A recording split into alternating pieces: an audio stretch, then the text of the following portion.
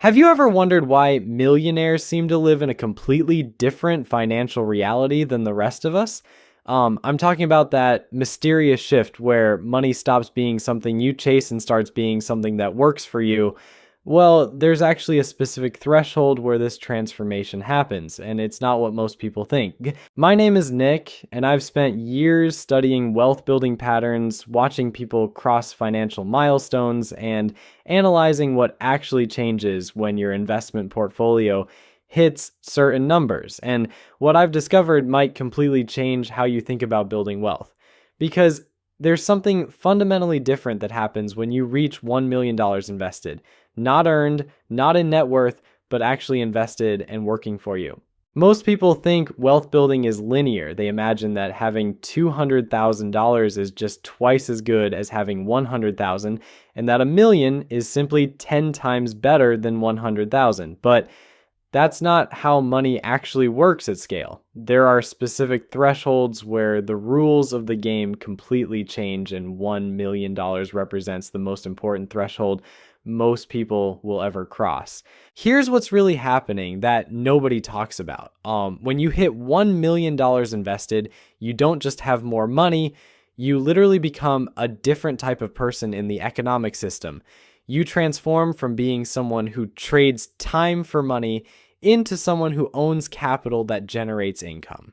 And this isn't just a philosophical difference. It's a mathematical reality that changes everything about how you live, work, and think about risk. Let me show you exactly what I mean with some numbers that will probably shock you. When you have $10,000 invested earning a 7% annual return, that generates about $700 per year in passive income.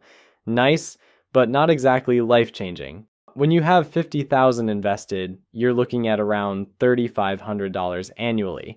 Again, helpful, but you're still completely dependent on your job for survival. But here's where the math becomes absolutely unfair in your favor. $1 million at that same 7% return generates $70,000 per year without you lifting a finger. $70,000. That's more than many people earn at their full-time jobs, and it requires 0 hours of your time, 0 commute, 0 dealing with difficult bosses or workplace drama. Think about what this means in practical terms. The average American household spends about $67,000 per year, according to recent data. So with $1 million invested, your money isn't just contributing to your lifestyle, it's potentially funding your entire lifestyle. Your investments become your employee, working 24 hours a day, 7 days a week, generating income while you sleep, while you travel, while you spend time with family, while you pursue hobbies or passions. This is the first wealth threshold where capital starts outperforming labor for most people. And once you cross this line, everything about your relationship with money fundamentally shifts. You stop being a saver and become a capital owner. These might sound like similar concepts, but they're completely different psychological and practical realities. When you're a saver, you're still thinking in terms of accumulating money. Every dollar matters because you're building towards something. You're focused on growth, on adding more to the pile, on reaching the next milestone. Your financial strategy is all about offense, constantly looking for ways to earn more and save more. But when you become a capital owner with significant invested assets, your entire mindset shifts to preservation and optimization.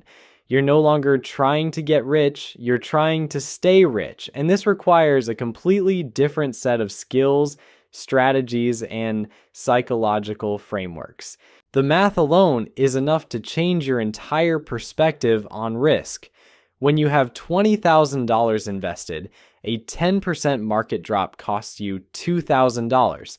That stings, but it's recoverable. When you have $1 million invested, that same 10% drop costs you $100,000. Suddenly, market volatility isn't just numbers on a screen. It's real money that could fund multiple years of living expenses. But here's the fascinating part that most people don't understand until they experience it themselves. Once you have significant capital invested, market downturns stop feeling like disasters and start feeling like opportunities. When you have $1 million generating income, You have the financial cushion to weather temporary storms. More importantly, you have the capital to take advantage of situations that require money up front. This is where the wealthy really separate themselves from everyone else. They use market downturns to buy more assets at discounted prices. They have the resources to invest in opportunities that require substantial capital. They can afford to take calculated risks that could multiply their wealth because they already have enough to maintain their lifestyle. Your relationship with work changes completely once you cross the $1 million threshold. And I'm not talking about immediately quitting your job, though some people do choose that path. I'm talking about working from a position of strength rather than desperation. When your investments can theoretically cover your basic living expenses, every career decision becomes a choice rather than a necessity. You can afford to walk away from toxic work environments. You can negotiate harder for better compensation because you're not desperate for the paycheck. You can take calculated risks like starting a business or switching careers because you have a financial foundation that won't disappear if things don't work out immediately. This psychological shift affects every aspect of how you approach professional opportunities. Maybe there's a job that pays less but offers better growth potential or aligns more with your values. When you have significant invested capital, you can afford to take that risk. Maybe you've always wanted to start a business but were afraid of losing steady income. Having $1 million invested doesn't eliminate the risk, but it provides a safety net that makes bold moves more feasible. The interesting thing is that this newfound confidence often leads to even better financial outcomes. People who aren't desperate tend to make better decisions. They negotiate from positions of strength. They take on projects and opportunities that align with their skills and interests rather than just taking whatever pays the bills. But perhaps the most significant change is how you think about time itself. When you're building toward that first million, every hour you don't spend earning or saving feels wasteful. You're constantly calculating the opportunity cost of leisure time. But once your capital is generating substantial income, you realize that your time has become more valuable than your immediate earning potential. This is when people start making different choices about how they spend their days. They might work fewer hours or choose work that's more personally fulfilling, even if it pays less. They might take longer vacations without worrying about lost income. They might spend more time with family or pursue hobbies that don't generate revenue but provide personal satisfaction.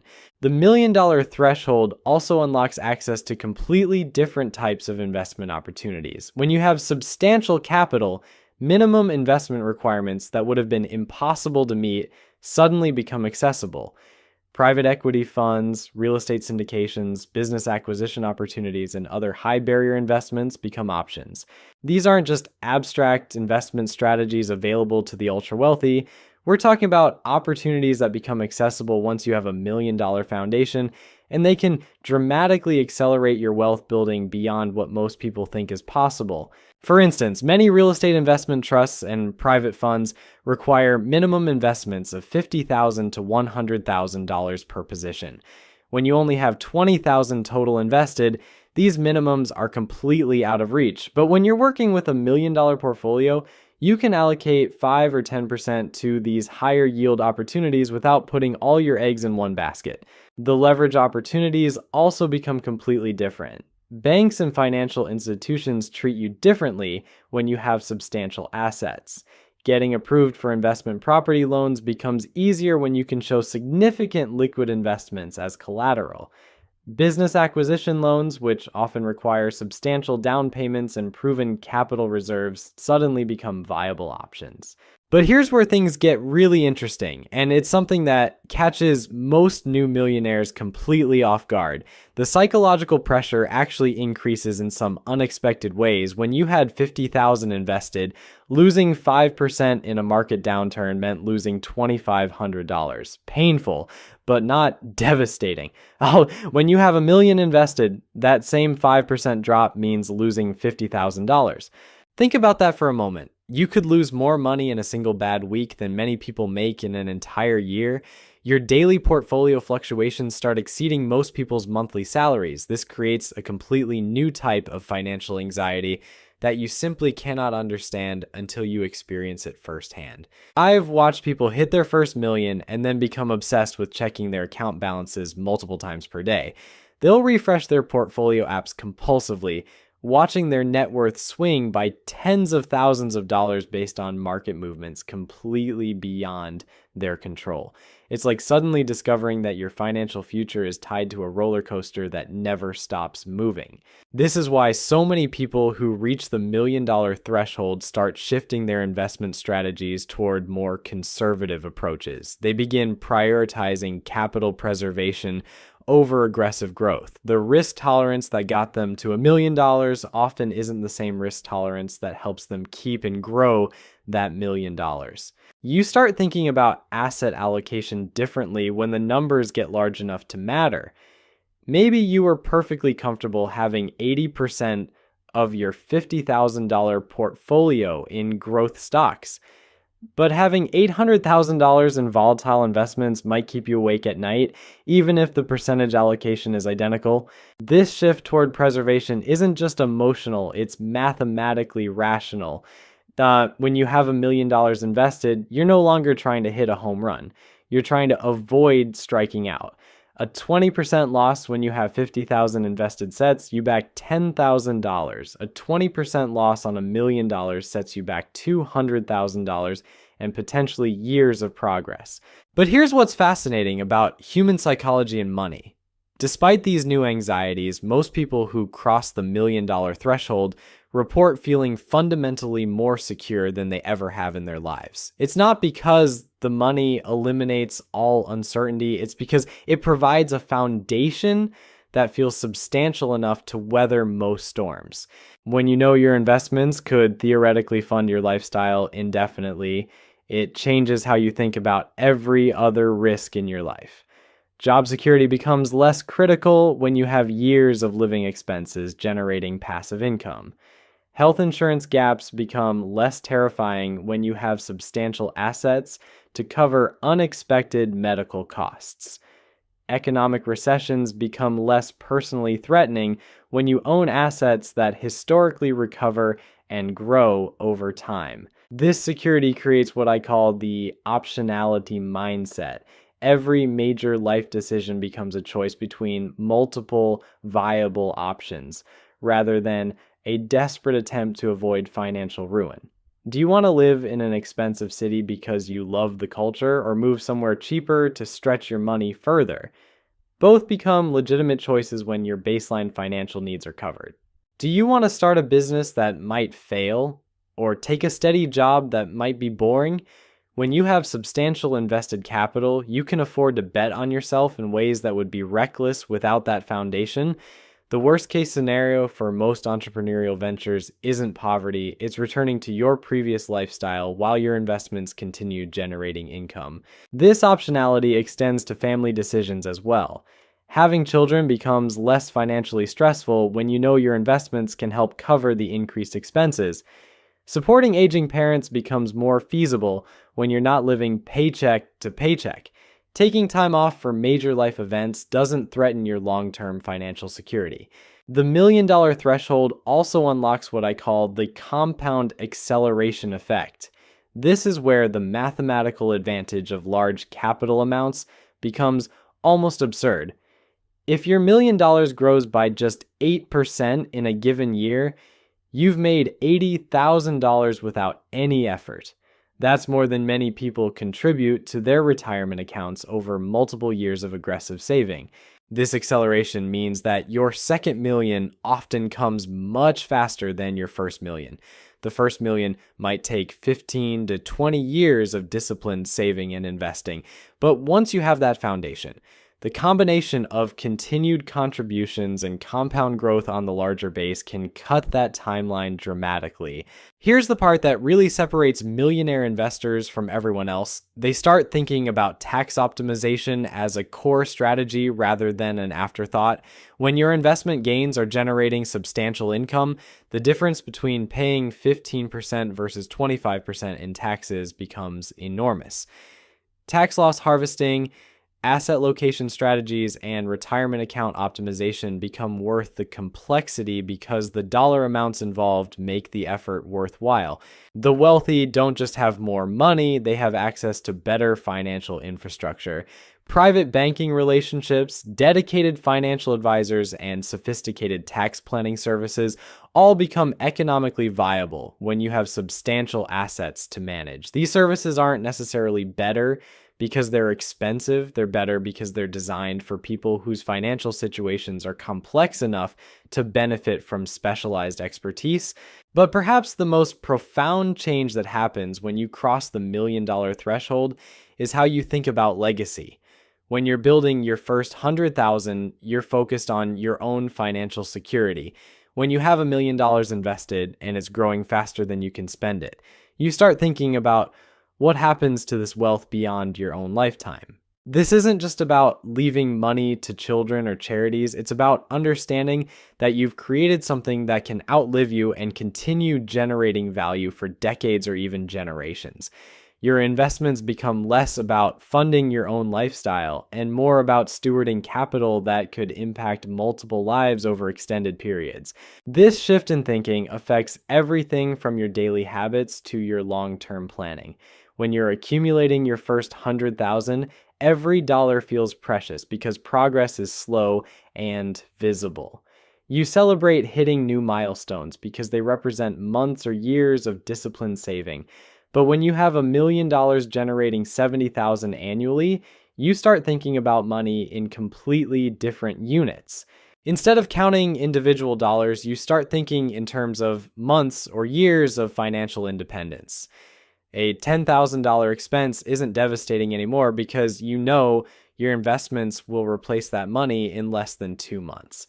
This creates what I call financial breathing room, where short-term setbacks don't trigger the same anxiety they used to. But here's where things get counterintuitive and honestly a little bit ridiculous. The more money you have invested, the more opportunities you have to make even more money with less effort. It's like the financial system has secret levels that only unlock when you reach certain thresholds, and most people have no idea these levels even exist. Take leverage, for example. When you have $20,000, banks see you as a potential risk. When you have $1 million in liquid investments, banks start seeing you as a preferred customer. Suddenly you qualify for investment property loans with better terms. You can get business lines of credit based on your asset base. You have access to margin lending that lets you borrow against your portfolio for opportunities without selling your investments.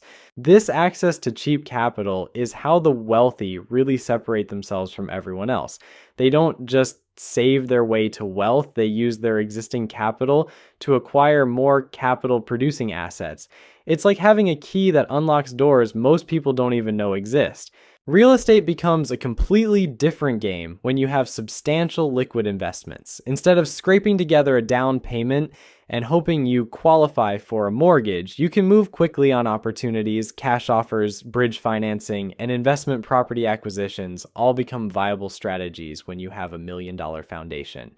But perhaps the most significant change is how you think about time and opportunity cost. When you're building toward your first million, every hour spent not earning feels wasteful. You're constantly calculating whether that vacation or hobby is worth the lost income potential. Once your capital is generating substantial returns, you realize that your time might be more valuable than your immediate earning capacity. This is when people start making what seem like irrational financial decisions to outside observers. They might turn down higher paying jobs because the work environment is toxic. They might take extended time off to travel or spend with family.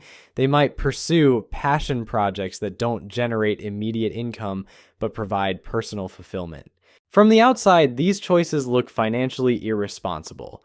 Why would someone with $1 million turn down more money? But that's exactly the point. When your basic financial needs are covered by passive income, optimization shifts from maximizing earnings to maximizing life satisfaction.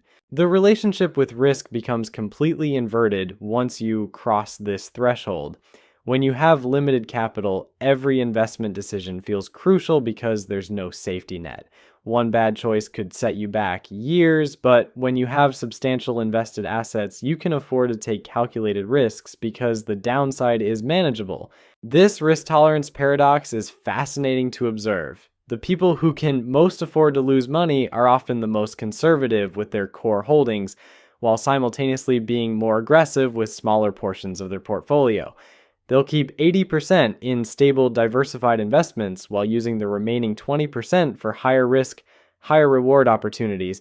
What's really interesting is how this affects your relationship with other people, especially around money conversations. When you're building wealth, you're eager to discuss strategies, share tips, and learn from others in similar situations. But once you have substantial assets, money conversations become more complicated. You can't really complain about investment volatility when your daily portfolio swings exceed most people's monthly salaries. You can't discuss the stress of market downturns when you know your lifestyle isn't actually threatened.